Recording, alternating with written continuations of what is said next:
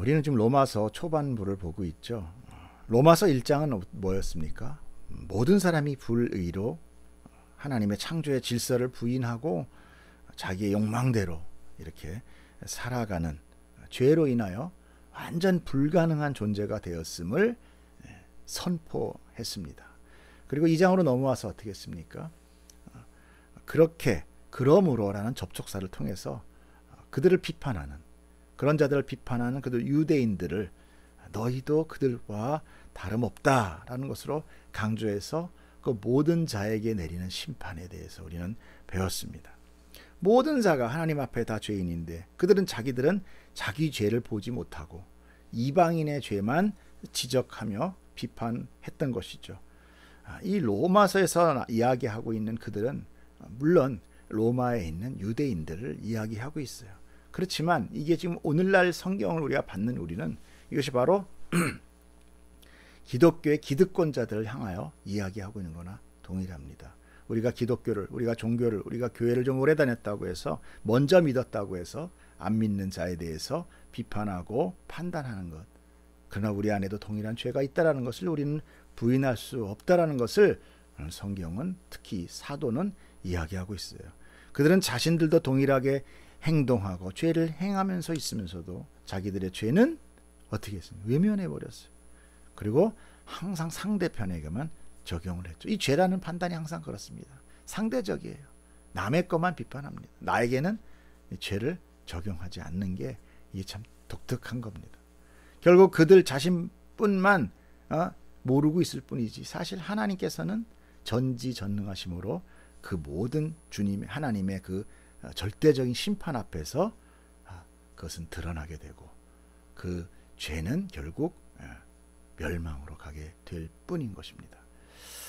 자, 유대인들은 특별히 이제 이렇게 앞에서 얘기한 유대인들은 은혜를 특별히 그렇게 생각하지 않습니다. 왜 그랬습니까? 유대인들은 이미 아브라함 때부터 하나님께서 나를 택하셨다. 우린 택한 받은 민족이야. 그러니까 그냥 우리는 구원은 그냥 따놓은 당상이야 라고 얘기했죠. 그래서 은혜를 특별히 이렇게 구하지 않아요. 그리고 어떡합니까? 자기한테 받은 그 율법적인 그 내용 안에서 자기들의 그 행위와 그런 어떤 율법 지킴으로 굉장히 많이 그 수준이 뭐랄까 스스로의 그 수준을 높여놨어요. 그렇기 때문에 이게 참 희한한 게 그래. 자기가 너무 열심히 노력을 하면 뭔가 이렇게 거저받는 은혜를 멸시하게 되는 것입니다. 그래서 그들이 외치는 것이 뭡니까? 상급이라는 거예요. 상급. 내 상급은 저들보다 더 높아야 된다. 더 많이 받아야 된다. 이 모든 행위적인 노력으로 누구보다 나는 높은 상급을 받겠다는 것. 그렇기 때문에 은혜로 거저로 준다는 것은 어떻습니까? 아주 싫죠. 공부 열심히 했는데 공부 안 한 애랑 똑같이 A 준다. 좋아할 사람 없습니다. 세상에서는 변별력을 가져야 돼. 항상 차등 등급이 필요합니다. 그것들이 어떤 액티베이션의 어떤 요소가 되죠. 이 경쟁 사회를 살아가는 이 세상에서 그게 뭐 그렇게 나쁘냐? 열심히 한 자에게 좀 더 줄 수도 있는 거지. 이렇게 얘기할 수 있어요. 하지만 여러분, 경쟁이라는 것 자체 안에 뭐가 들어 있습니까? 자기의 힘과 그 목적이 이를 이루겠다라고 하는 그 안에 어떤 자기의 뜻이 숨겨져 있다는 거예요. 그 속에는 사랑과 용서와 배려가 있을 수 있을까요? 없죠. 양보하고 하면 어떻게 돼요? 자기가 성취할 수 없죠. 그것이 바로 썩어질 영광이고 자기를 존귀히 여기는 것들. 그래서 그것을 앞에서 뭐라고 규정했습니까? 그 모든 불의함이라고 했어요. 진리가 아닌 불의를 따르게 되므로 그들에게 뭐가 임한다? 결국 하나님의 진노와 분노가 임하게 되는 것이다. 하지만 선을 행하려는 자는 세상의 불의와 영광과 불의를 따르지 않기 때문에 그들에게는 영생이 주어질 거다라고 얘기를 해요. 선이란 오직 하나님의 의를 말합니다. 즉 이 세상에 선한 것은 오직 하나님 한 분이라는 거죠. 그러므로 갑자기 사도 바울이 선을 행하는 자라고 얘기하는 것이 갑자기 어떤 인간의 열심을, 어떤 행위를 갑자기 부추긴다? 아주 앞뒤에 안 맞는 얘기인 거죠. 사람에게는 선이냐 악을 나눌 수 있는 자격이 없어요.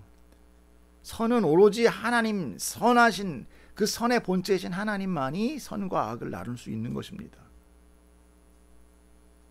그런데 죄를 지어서 하나님을 떠난, 솔직히 얘기해서 쫓겨난 거죠. 쫓겨난 그들이 스스로 선과 악을 사회법이나 보도법으로 규정하고 그것을 구분하고 있는 거예요. 이건 옳다, 저건 그르다. 그래서 어떤 때는 하나님도 정죄하는 겁니다. 그러나 그 선과 악은 시간과 환경과 문화가 바뀌면서 수없이 변화돼요. 그렇죠? 그 때문에 그건 진리가 아니에요. 언젠간 죄가 됐다, 언젠간 악한 게 어떤 건 선이 됐다.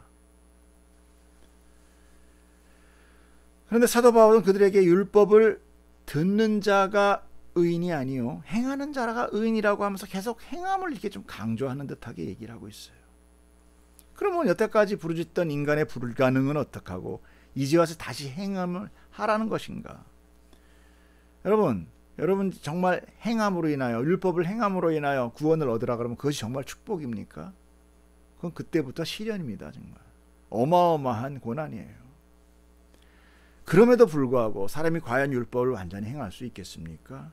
율법이라는 그 안에 그 본 성격은 100가지의 만약에 율법이 있다고 할 때 이 100가지 조건을 다 지키다가 정말 마지막에 죽기 일박 직전에 어떻게 우연히 정말 갑자기 나 때렸던 그놈이 생각나서 확 미워졌어. 어떻게 돼요? 살인한 자가 됐다고 그랬잖아요. 그렇게 하나의 율법이 지켜지면 어떻게 되느냐? 여태까지 그렇게 이악 물고 참아왔던 모든 그 99가지의 모든 그 율법이 다 제로가 되는 거예요. 제로섬. 제가 그런 게 아니라 성경에 나와 있어요. 자, 야고보서에서 누구든지 온 율법을 지키다가 그 하나를 범하면 모두 범한 자가 된다는. 여러분 이걸 누가 지킬 수 있어요 과연?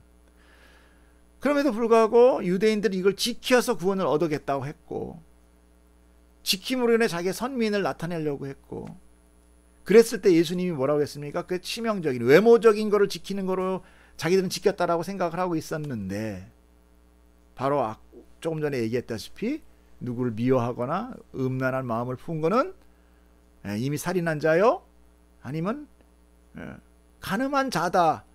그러니까 하나님께서는 그 마음의 어떤 행위적인 어떤 죄를 판단하기 이전에 그 죄가 나오기 시작한 그 원점에서부터 하나님은 그 죄를 판단하신다는 거예요.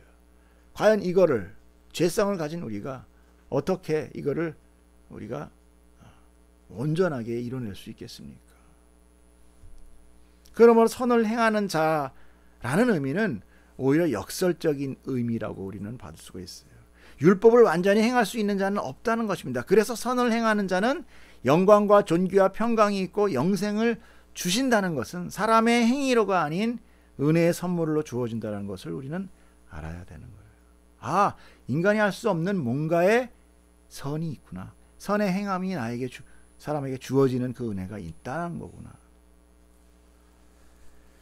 여러분 유대인들은요, 이 세 가지의 자랑거리가 있습니다. 하나는 하나님의 택한 백성, 선민사상이라는 것, 아주 어마어마합니다. 그래서 이방인들을 아주 그냥 멸시합니다. 이제 보면 이 한국 사람들도 이방이 멸시하는 데는 세계에서 두 번째 가라면 서러워요. 왜 그래요? 뭐 백이민족, 순수혈통, 한민족 뭐 이래가지고 한국 문화가 굉장히 배타적입니다. 굉장한 배타적이. 지금은 많이 그래도 낮은 거지만 그럼에도 불구하고 배타적이고, 그 다음에 이게 그 사람의 그 어떤 그 차별과 등급을 나누고, 그래서 어떻게 보면 그것이 유교적인 그 영향을 굉장히 많이 끼쳤어요. 이 유교가, 저는 유교가 잘 모릅니다. 하지만 이 유교의 이 사상이 이 대한민국을 거의 몇백 년 뒤로 스톱시켜 놨다라고까지도 얘기합니다. 그들의 사고가 아주 굉장히 고착화되어 있어요. 사람들을 차별하고, 그리고 어떻게 딱 보면 굉장히 좋아 보여요. 부부가 아내가 아버지를, 자기 남편을 존귀히 여기고, 또 뭐 스승을 따르고, 노인을 잘 공경하고, 나라의 백성의 왕을 잘 따르고, 이런 모든 것들이 어떻게 보면 굉장히 순리적인 것 같아요. 그러나 그 안에, 그 뒷면에, 아니면 그것을 활용하고 있는 이 악한 사람들이 굉장히 많은 것들의 차별을 두고 있다라는 거예요. 그래가지고 어떻게 됐습니까? 집안에 일단 남아선호 사상이 생겨났고, 그 다음에 어떻게 합니까? 아내들이 무슨 핍박을 많이 받고, 폭행을 당하고, 버림을 받고, 또 세상에 지금 어떤 상사의 갑질이라는 것이 왜 나왔습니까? 바로 이런 것들입니다. 너무 당연시하게 여겨지는 것이 한국 사회에 있다라는 거예요. 정부에 뭔가 이렇게 정치가 돼서 높은 어떤 지위를 얻거나 정치의 지도자가 되면 자연적으로 국민들을 부려먹는 노예나 종으로 사용하려고 하는 것들. 이것들이 어찌 보면 유도의 근본적인 사상을 왜곡해 돼 있는, 사람은 뭐든지 왜곡합니다. 죄는 뭐든지 왜곡합니다. 자기의 유익으로. 그렇기 때문에 이것이 어떻게 보면 우리나라의 굉장히 그 어떤 발전을 붙들고 있는 것이죠. 자, 그리고 두 번째는 뭐냐면 그들이 하나님의 말씀을 받았다는 것. 그들은 시온산에서 뭘 받아요? 십계명을 받게 됩니다. 바로 그것이 율법이에요. 하나님의 말씀을 가졌다는 거예요. 그래서 그들이 그렇게 목숨 걸고 그 율법을 지켜 행하려고 하는 것입니다. 거기다 또 수많은 어떤 그 성경 안에도 하나님께서 너희가 이것을 다 지켜 행하면 너희는 나의 백성이 되고 나는 너의 하나님이 되리라고 분명히 시내산 언약을 하고 계셔요. 하나님이 약속 안 하신 게 아닙니다. 그런데 지키지 못한 걸 왜 이렇게 약속하셨을까? 그것이 어떻게 보면 하나님의 극적인 상황이에요. 인간으로 하여금 네가 얼마나 나 없이 부패되어 있는 상태인 것을 깨달으라는 거예요. 하나님의 백성이 되려면 하나님의 나라에 하나님의 법을 준수하고 살아야 돼요. 우리도 대한민국의 헌법을 가지고 살아가잖아요. 동일한 겁니다. 하나님의 나라에는 하나님의 법이라는 것이 있어요. 통치에는 법이 있습니다. 우리 아담과 하와에서 에덴 동산의 최초의 법이 뭐였습니까? 동산 중앙에 있는 선악과 따먹지 말아라 하는 거였어요. 그게 통치였어요. 하나님의 통치라는 말이죠. 그거 먹고 안 먹고가 문제가 아니에요. 하나님의 통치를 인정하는 거죠. 그렇기 때문에 그 하나님의 통치를 인정해야 되지만 우리의 지금 상황은 어떠냐? 하나님의 에덴은 하나님의 통치에서 벗어나 있는, 떨어져 나가 있는, 부패되어 있는 우리들의 성정을 알아야만, 그래야 하나님, 나에게 하나님이 필요해요라는 그런 고백과 그런 어떤 갈망이 생기는데, 이들은 그저 다 세상에서 부패된 것이 낳는 그 부패됨으로 그냥 다 젖어가지고 하나님을 안 찾는 자가 됐다는 거예요. 쉽게 얘기해서 누구나 교회를 오래 다녀도요, 뭐 누구나 그렇습니다. 내 죄로 인하여 십자가에 달렸다 그러지만 당장 어떤 거 가지고 너 죄인이다 그러면 내가 뭐 그렇게 죄인이 있다는 거예요.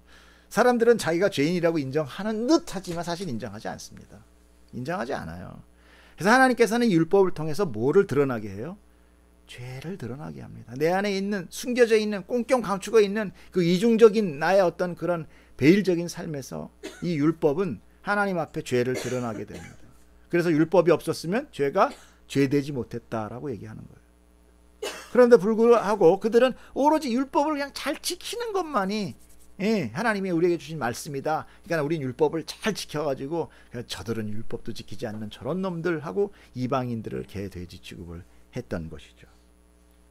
그 다음에 마지막 하나가 뭐냐면 몸에 지니고 있는 흔적입니다. 여러분, 유대인들이 가지고 있는 흔적이 뭐예요? 할례죠. 할례입니다. 할례의 흔적, 그 할례는 언약의 흔적이라고 할 수도 있어요. 그래서 이 흔적을, 이 할례를 엄청난 자랑거리로 삼습니다. 할례 받은 자, 할례 받지 못한 저들, 그러죠? 언제 그랬죠? 다윗이 그랬나요? 저 할례 받지 못한 저 이방인에게 하나님의 이름을 욕되게 하느냐? 내가 가서 당장 쳐부수리라. 그만큼 유대인들은, 그 이스라엘 민족들은 그 할례에 대한 어떤 자긍심이 어마어마했던 것이죠. 그래서 하나님께서는 그래, 맞아, 너희들은 정말 그런 존재야 라고 이야기하면서 뒷부분에 이렇게 말씀을 전개해 갑니다. 그것이 이제 17절이에요. 한번 읽어보겠습니다.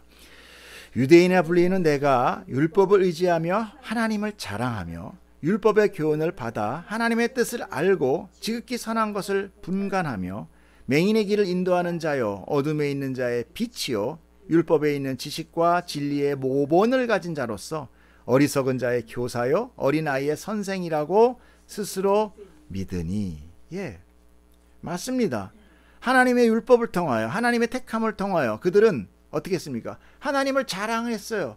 우리의 하나님, 우리의 신, 우리의 여호와. 실제로 그들의 얼마나 이 하나님에 대해서 존귀히 여기냐면 언젠가도 제가 말씀드렸지만 이 율법을 필사합니다. 왜냐하면 그들도 뭐 많은 민족이 생기다 보면 어떻게 해요? 어떻게 원본 하나만 가지고 있을 수는 없잖아요. 그러니까 이 랍비들이 필사를 합니다. 그때 여기에 여호와 라는 말이 나오면 그 여태까지 쓰던 붓을 부러뜨려 버리고 모욕 제개를 하고 새 붓을 가지고 그것도 여호와라는 발음, 야훼라는 발음을 하지도 못합니다.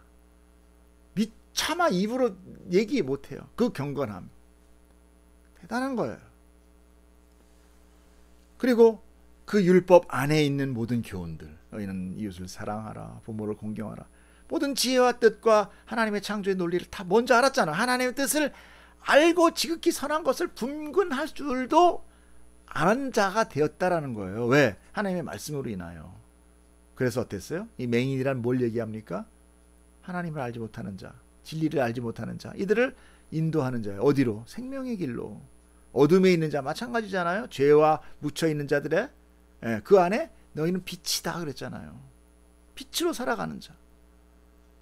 그래가지고 율법에 있는 그런 지식과 진리의 모본, 원래의 그 원본을 가진 자로서 그런 어리석은 자들의 교사가 되고 어린아이, 미련한 자들의 선생이라 되는 것은 너무나 당연한 거죠. 그리고 그들 스스로도 그렇게 믿고 있었다는 거예요. 그러나 그 뒤에 뭐가 나오냐고.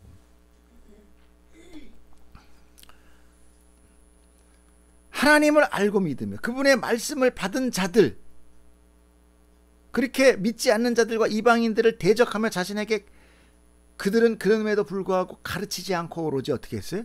비판만 일삼았다는 거예요. 비판만. 그리고 그들 스스로도 어떻게 해요?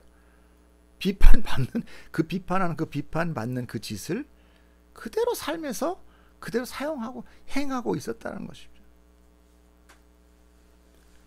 그런 행동들이 바로 유대인들을 비판받게. 그래서 사람들이 그 당시에는요, 이 유대인들을 굉장히 높게 생각을 했습니다. 사실. 그런데 그들의 삶을 들여다보면 그런 게 아닌 거죠. 그러므로 그런 행동들이 오히려 하나님의 이름을 어떻게 합니까? 모독하게 되는, 욕하게 되는 그런 게 되죠. 이런 상황은 우리도 잘 보잖아요. 교회라고 해서 참 의리의리하게 교회 짓고 막 이런데 알고 보면 막 교회에서 서로 멱잡이하고 뭐 이 교회가 네 거니 저 교회가 네 거니 그러면서 막 서로 싸우고, 그 결국은 다 뭐 때문에 싸웁니까? 재정 싸움이에요. 재정 싸움. 아무것도 재정이 없는 교회는 싸울 일이 없어요. 그런 모습을 세상에서 볼 때 어떻습니까? 그냥 그 사람들만 세상에 저렇게 훌륭한 하나님을 믿으면서 저들은 저렇게 싸워 이럽니까? 에이, 하나님 뭐 하나님 믿는데 뭘 그게 뭐 이렇게 하나님의 이름을 욕되게 하는 거죠. 그래서 바로 이제 23절에 뭐라고 나옵니까? 율법을 자랑하는 내가 율법을 범함으로 하나님을 욕되게 하느냐? 기록된 바와 같이 하나님의 이름이 너희 때문에 이방 중에서 모독을 받는다. 너희들의 신앙과 종교 생활로 인하여 그렇게 이중적인 삶으로 인하여 오히려 하나님의 이름이 선파되고 하나님의 이름이 잘되는 것이 아니라 모독을 받는다는 거예요. 솔직히 뭐 저 자신부터 시작해가지고 모든 신앙인들이 우린 이거는 심각하게 받아들여야 될 겁니다.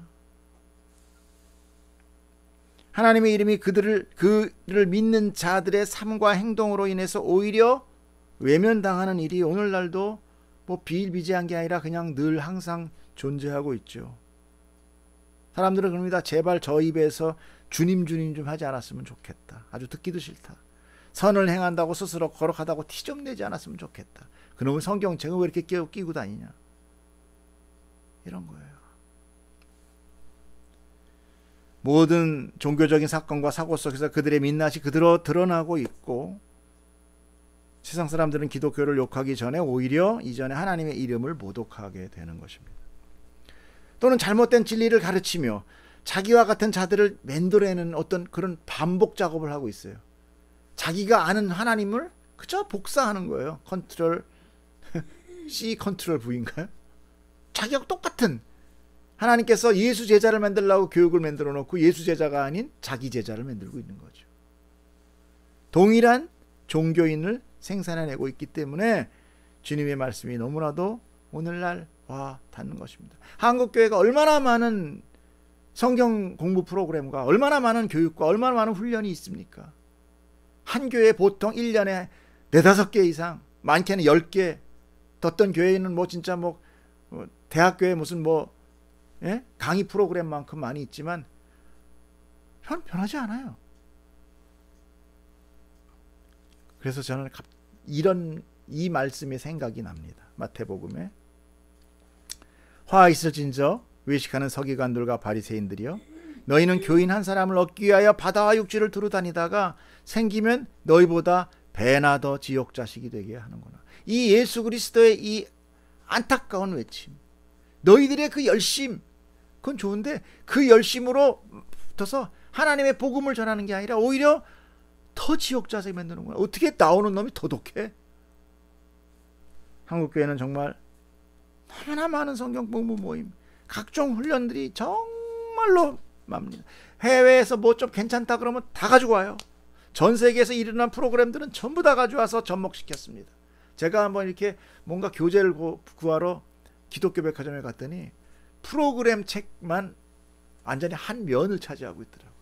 요만한 얇은 것들이 막 엄청나게 많아요.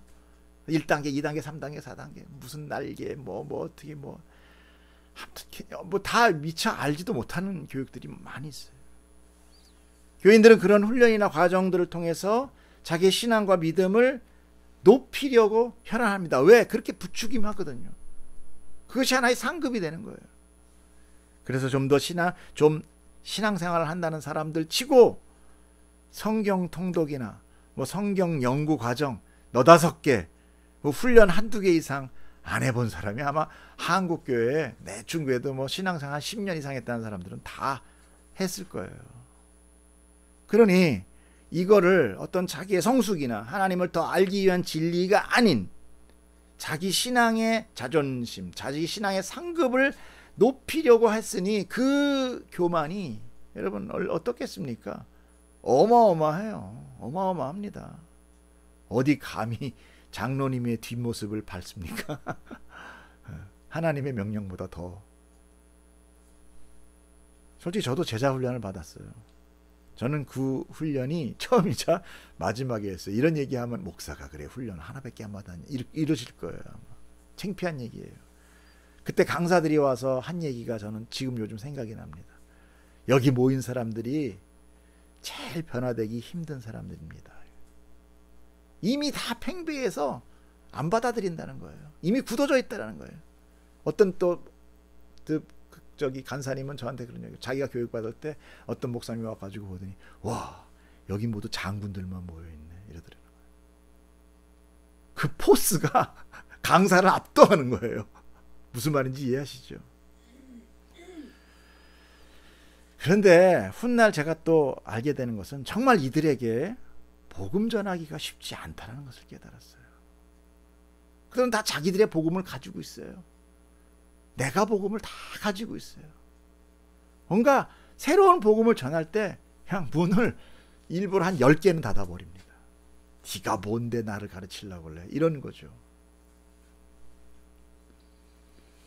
모두 자기 복음과 자기 신앙과 자기의 진리의 기준이 강력해져서 그 어느 누구의 말도 듣지 않는 아주 견고한 진들이 되어버렸다는 거예요. 그런데 또 그럼에도 불구하고 그들은 어떤 유명한 신앙인이나 유명한 설교자들의 말씀은 누구보다도 먼저 달려가서 듣습니다. 그걸 보고 말씀이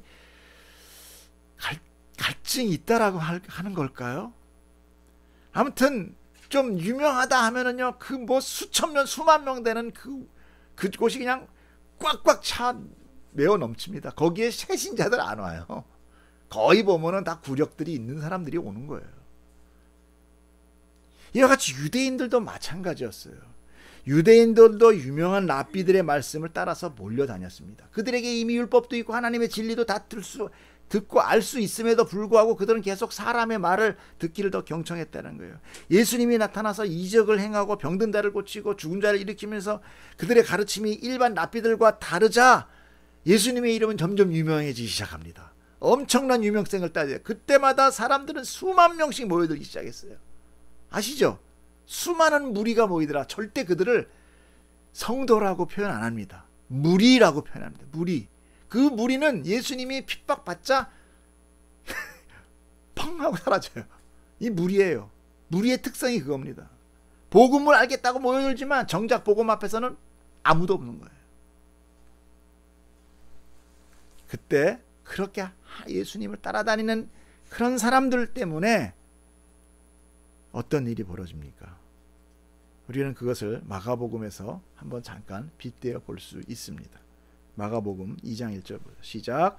수일 후에 예수께서 다시 가버나움에 들어가시니 집에 계시다는 소문이 들린지라 많은 사람들이 모여서 문 앞까지도 들어설 자리가 없게 되었는데 예수께서 그들에게 도를 말씀하시더니 사람들이 한 중풍병자를 네 사람에게 메워가지고 예수께로 올세 무리 때문에 예수께 데려갈 수 없으므로 그 계신 곳에 지붕을 뜯어 구멍을 내고 중풍병자가 누운 상을 달아 내렸다.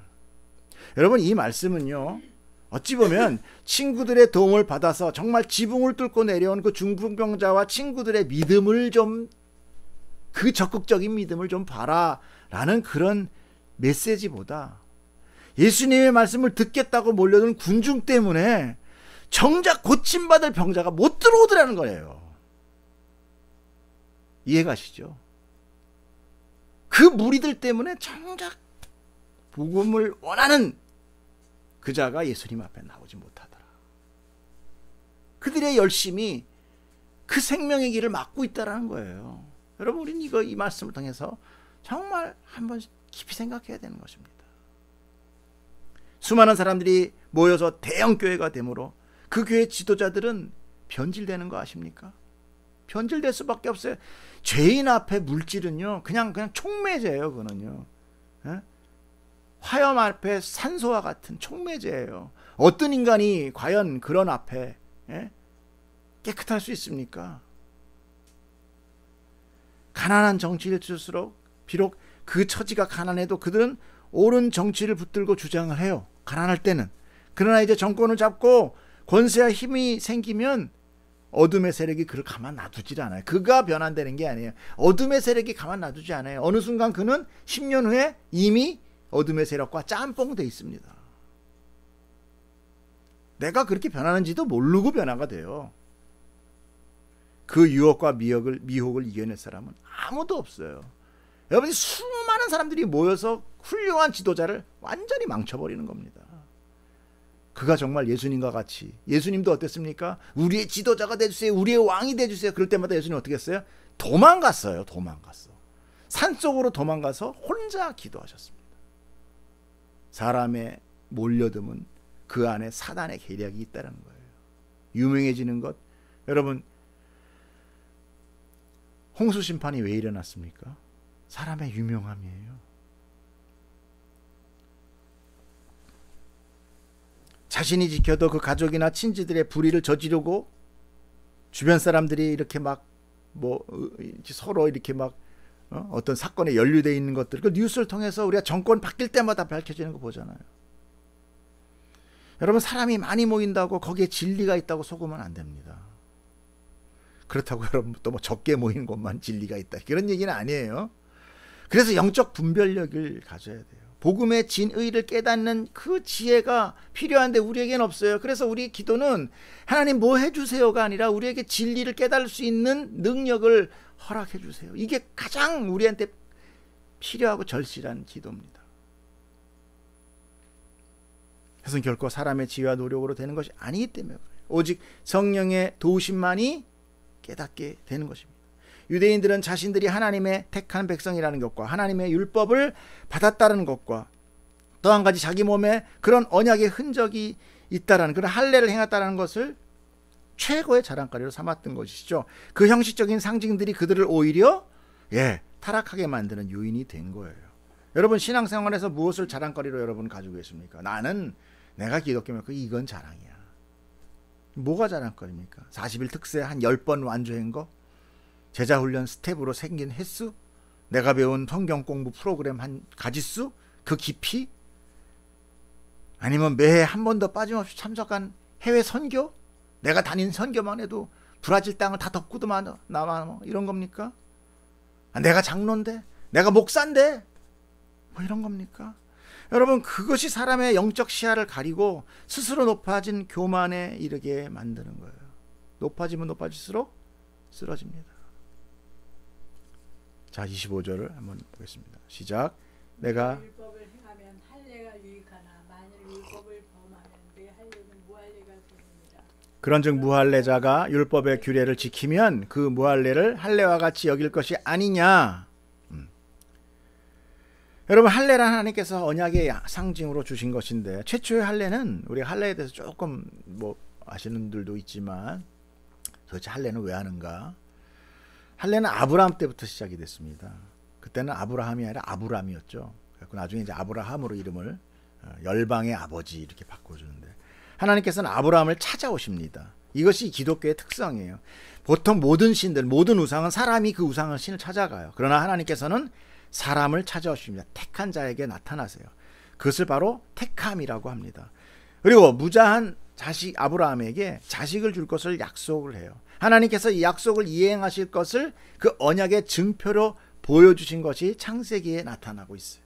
하나님은 아브라함에게 3년 된 암소와 3년 된 암염소, 3년 된 순양과 산비둘기와 집부들기 새끼를 가져와서 그 모든 것을 중간을 쪼개놔라, 이렇게 반으로 갈라놔라 하시곤 아브라함이 그걸 다 쪼개놓고 기다리고 낮 동안 기다리다가 밤이 되자 그 쪼갠 고기 사이로 횃불이 지나갑니다. 불은 하나님을 의미합니다. 즉 하나님이 아브라함에게 이 언약을 말씀하시고 언약식을 하신 거예요. 근데 그 언약식을 불이 혼자 지나 원래는 같이 가거든요. 예를 들어 동물을 죽여서 반을 잘리고 나랑 약속했다. 너 분명히 해야 돼. 그리고 그 쪼개진 고기를 지나가요. 같이. 그럼 뭐예요? 너 약속 안 지키면 이 고기 같이 죽는 거야. 이거를 이제 언약식 고대 간동의 그게 언약식이에요. 근데 하나님 홀로 가는 거예요. 이게 뭐예요? 네가 지키든 내가 지키든 그 모든 책임은 누가 지겠다? 내가 지겠다 이거예요. 여기서 하나님의 전격적인 주권이 있는 것입니다. 그런데 그래서 그 언약식을 누구를 위해서 준비하랴 하시면 창세기 15장 9절 읽어보세요. 시작. 여호와께서 그에게 이르시되 나를 위하여 이렇게 얘기합니다. 우리를 위하여가 아니에요. 왜 언약 당사자면은 나와 너를 위해서 이걸 준비해 그랬는데 나를 위해서 준비하라 이렇게 나옵니다. 바로 이 언약식은 바로 하나님을 위한 것이에요. 그러므로 언약 당사자인 아브라함과 하나님이 함께 쪼갠 고기 사이를 지나야 하심에도 불구하고 하나님 홀로 횃불로 지나가신 것입니다. 고대 근동의 언약식이 바로 이것이거든요. 그런데 아브라함은 이 약속을 어떻게 했습니까? 기다리다 자식이 안 생기자 어떻게 돼요? 사라의 권유. 사라가 뭐라고 합니까? 이게 도대체 안 되겠어. 당신이 이렇게 나가다가 잘못하면 우리 가문이 단전되겠어. 이게 안 되겠어. 하나님만 믿고 어떻게 합니까? 혹시 하나님이 또 이런 방법을 하라고 하는 게 어떻게 합니까? 그래가지고 자기 몸종 사갈이 안에 들어가게 해요. 그래서 그 사갈의 몸에서 난 아들이 바로 이스마엘입니다. 이스마엘. 그때 아브라함의 나이가 뭐였어요? 86세다라고 성경은 기록하고 있습니다. 그렇게 아브라함은 하나님과의 언약을 어긴 거예요. 어떻게 되는지 이제 어떻게 돼? 하나님이 누가 죽어야 돼요? 하나님이 죽어야 돼. 하나님은 이렇게 당신의 약속을 어긴 아브라함에게 13년 동안 침묵합니다. 말씀 안 해요. 여러분 이 침묵이 안 하는 거 얼마나 무서운 거 아시죠? 분명히 내가 잘못한 거 아는데 분명히 내가 잘못했는데 엄마가 얘기를 야단을 안 쳐. 이 밥이 안 넘어가. 무서워. 이게 근데 분위기는 엄청 싸늘해. 하나님 침묵하시는 거예요. 그리고 나서 아브라함의 나이가 99세가 되는 해에 하나님께서 나타나십니다. 하나님께서 나타나세요. 그리고 아브라함에게 이야기합니다. 그 얘기가 창세기 17장 1절이에요. 시작. 아브라함이 99세 때에 여호와께서 아브라함에게 나타나서 그에게 이르시되 나는 전능한 너는 내 앞에서 행하여 완전하라. 이게 뭐냐? 너는 나를 너무 모르는구나. 나는 뭐예요? 전능한 하나님이다. 전능이 뭐예요? 영어로 all powerful, 모든 능력에 가능한 존재. 요즘 그 무슨 영화죠 그거? 얼마이티도 그렇고 그 이렇게 손가락 하나 띵 튕기면 뭐 세상의 절반이 죽는 이 정도가 아니에요. 튕길 필요도 없어. 당신이 뜻하는 것은 바로 실행이에요.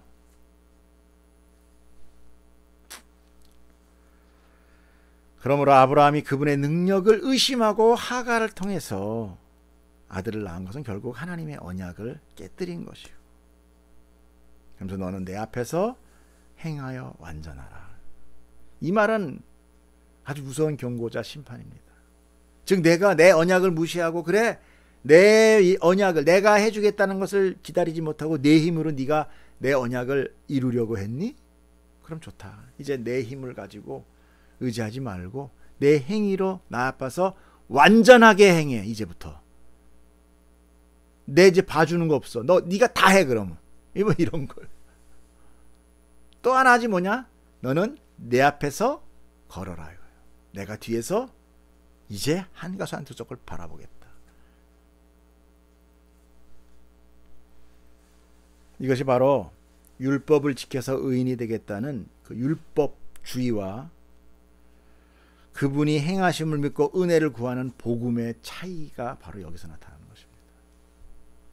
그래서 이스마엘은 인간의 욕심, 인간의 능력으로 나타난 이 행한 얻은 쉽게 얘기해서 육신의 자녀가 되고 이삭은 하나님의 언약으로 된 약속의 자녀가 되는 거예요. 이거를 로마서에서 9장에서 이렇게 얘기합니다. 또한 아브라함의 씨가 다 그의 자녀가 아니라 오직 이삭으로부터 난 자라야 내 씨라 불리리라 하셨으니 곧 육신의 자녀가 하나님의 자녀가 아니요. 이게 이스마엘을 얘기하는 겁니다. 오직 약속의 자녀가 씨로 여기심을 받았다. 하나님과의 언약을 자기의 힘으로 깨뜨린 아브라함에게 하나님께서는 다시 한번 언약을 상기시키기 위하여 명령하시는데 그게 할례예요. 그게 할례예요. 그래서 두 당사자가 죽어야 됨에도 불구하고 그 약속을 함으로 인하여 이제 죽음이 누구한테요? 하나님이 죽어야 되죠. 예. 그때 그 약속을 하나님께서 다시 이루셔요. 그죠? 이삭을 줬잖아요. 주면서 뭘 시키냐면 그때 비로소 할례를 주시는 거예요. 창세기 17장 9절 보겠습니다. 하나님이 또 아브라함에게 이르시되 그런즉 너희 중 남자는 다 할례를 받으라. 이것이 나와 너희와 너희 후손 사이에 지킬 내 언약이니라. 예, 지킬 나의 언약의 상징으로 할례를 주시는 거예요. 할례는 남자아이가 태어난 지 8일이 되면 그 성기의 끝 살점을 잘라내는 것입니다. 이것은 성기의 잘림을 의미해요. 성식기가 잘린다는 것은 뭐를 얘기합니까? 자손의 끊김을 얘기하는 거예요. 더 이상 그 가문, 개 밑으로 없다라는 것이죠. 가문의 멸문을 얘기하는 것입니다. 즉 이것이 예를 들어서 아담이 죽으면 아담이 자식이 없이 죽으면 어떻게 됐어요? 우리 인류는 없어요. 동일한 겁니다.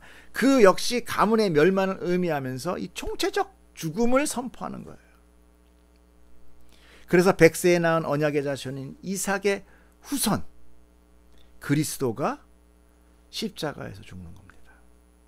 그럼 이게 무슨 의미냐? 바로 죽이지. 하나님이 죽는다며? 예, 그의 하나님의 아들, 유일한 독생자, 성자 하나님께서 죽는다니까요. 하나님이 죽었잖아요. 왜 그러면 죽었느냐? 그것이 죄에 대한 대속이 되면서도, 그렇죠? 하나님의 언약을 어긴 죄에 대한 처음에 뭐예요? 하나님의 약속이 뭐였습니까? 너 이거 따먹지 마 하는 율법이었죠. 그거 어긴 거에다 또 뭐예요? 아브라함이 다시 대표. 그러니까 그 항상 언약은 이렇게 반복적으로 갱신이 됩니다. 똑같은 스토리가. 하지마 이렇게 되고, 너 이거 내가 약속해서 지켜줄게 언약식 해줬는데도 다시 또 어기는 것. 그래서 그 모든 죄에 대한 대속이 되면서 하나님이 신이 자기가 죽으시면서 그 언약을 어떻게 해요? 완성해버리는 것입니다. 언약이 없어진 게 아니에요. 아브라함이 그랬으니 아니 언약 깨졌네? 아니요. 그 깨진 언약을 하나님이 자기가 죽음으로 그 언약을 완성해버린다는 거예요. 그 완성이 누구예요? 예수 그리스도예요. 그 십자가야. 그래서 그 예수 그리스도가 십자가에서 죽는 겁니다. 왜 쓸데없이 그 사람 와가지고 죽어? 뭐 불쌍하게 보이려고 그러나? 아니에요. 하나님이 말씀하신 그 언약, 내가 너에게 복을 주리라. 그 복은 언약의 씨로부터 나오리라. 그리고 그 모든 언약의 씨가 너에게 복이 될 것이다. 그 모든 아브라함의 이후로 나오는 하나님의 그 복음이 예수 그리스도로 완성되는 거예요.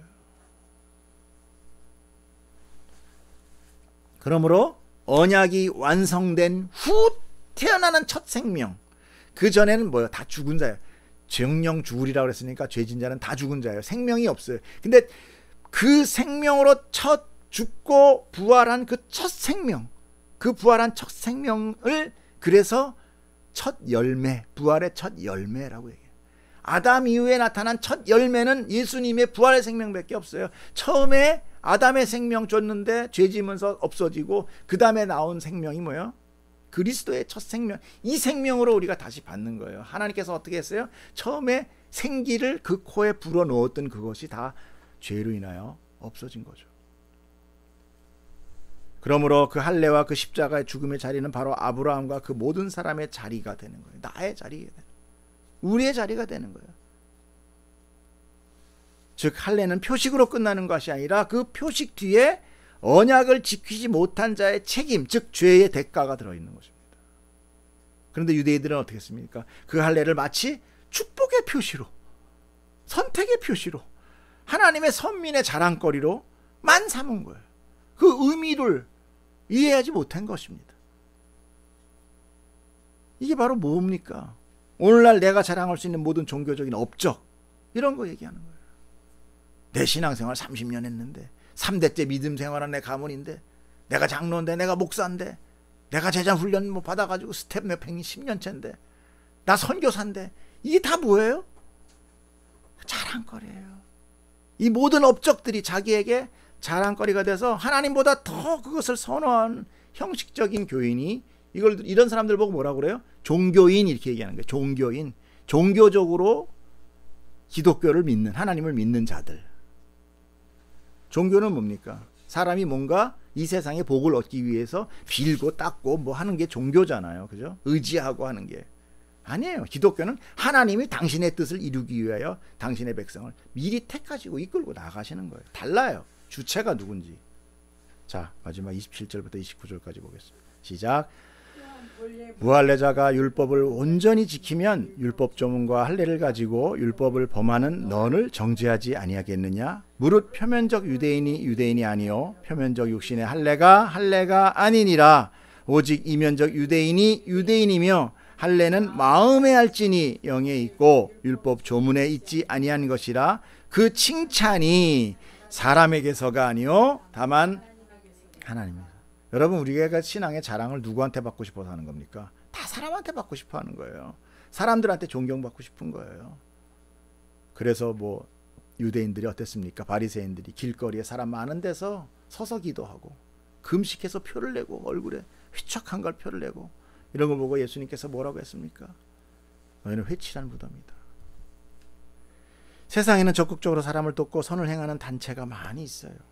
교회가 세상에서 그걸 흉내내면서 선을 베풀고 봉사를 한다고 하면서 뒤에서는 뭐예요? 자기 배를 불리고 화려한 건물 지어 세우면서 넘치는 불로 인하여 서로 싸우고 정치에 동승해서 선동이나 하면서 그들의 앞잡이의 노릇을 하면서 그들에게 주는 그런 빵부스러기나 받아먹고 있는다면 세상은 그런 교회를 정죄하는 것은 당연한 겁니다. 아주 보기도 싫어요. 십자가가 보기도 싫다는 사람들이 지금 많아요. 저 십자가 좀 내렸으면 좋겠다. 지들의 삶을 아주 개차버리면서 창피하지도 않아. 마음의 양심의 가책도 안 생겨. 오히려 교회를 세상 사람들이 걱정한다니까요. 그러므로 우리 기독교인들의 자랑은 그런 표면적인 것이 아니라는 거예요. 율법은 내가 죄인임을 깨닫게 하며 심판이 바로 내게 적용된다는 것을 자각하며 내가 죽은 자며 내가 지옥 갈 자라는 것을 인정하게 되는 거야. 아, 그렇구나. 나 심판받을 놈 맞구나. 하나님 앞에 그래서 회개하고 엎드려 오직 긍휼과 은혜를 구하는 마음으로 가난한 자기 죄에 대한 가난한 마음으로 자기 죄에 대해서 애통하는 것, 이게 신자예요. 이게 성도예요. 이게 기독교예요. 이게 교회예요. 누구에게 보여 칭찬받고 높임을 받으려는 수단으로 전략한 오늘날 교회를 오늘 사도 바울은 그들의 실체를 폭로하면서 너희들 다시 복음으로 회복되기를 간구하는 것입니다. 그 모든 은혜와 생명은 오직 하나님에게로부터 받고 그분의 칭찬으로 거두어주실 뿐이에요. 여러분, 사람 쫓아다니지 마십시오. 유명한 것 쫓아다니지 마세요. 큰 건물, 사람 많이 모인다는 것, 여러분 팩트를 보셔야 됩니다. 그런 것은 구원과 전혀 별개예요. 여러분 스스로가 하나님께서 열어주시는 그런 신비하고 특별한 하나님만이 우리에게 주실 수 있는 그 성령의 지혜를 여러분 받으시기를 축복합니다. 기도하겠습니다.